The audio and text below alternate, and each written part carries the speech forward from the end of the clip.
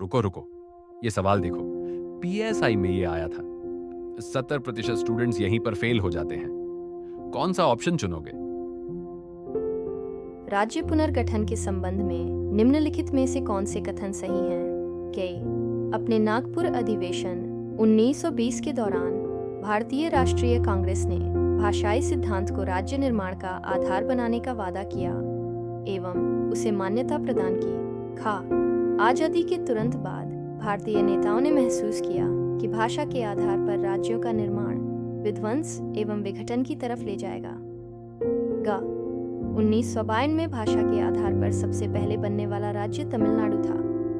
गा राज्यों की सीमाओं के पुनर्निर्माण के लिए राज्य पुनर्गठन आयोग की स्थापना 1952 में की गई थी। 4 स्टेटमेंट्स हैं।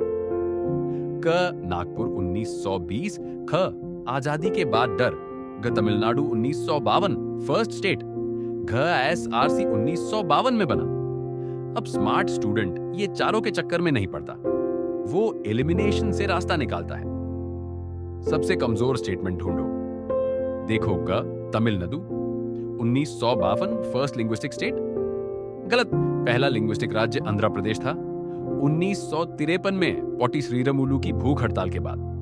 अब ऑप्शंस देखो, जिनमें भी ग है वो सब out. Option 1 out, option 4 in out, बचे सिर्फ 2 और 3।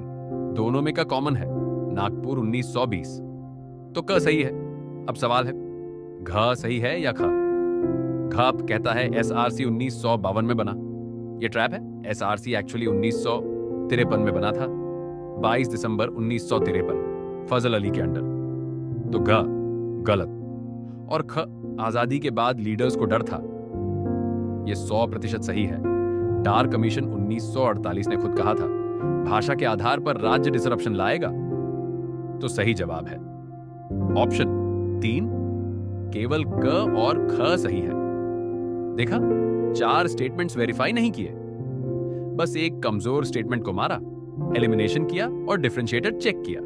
30 सेकंड्स में आंसर। ऐसे और प्रैक्टिस चाहिए? टेस्ट लाइन ऐप डाउनलोड करो।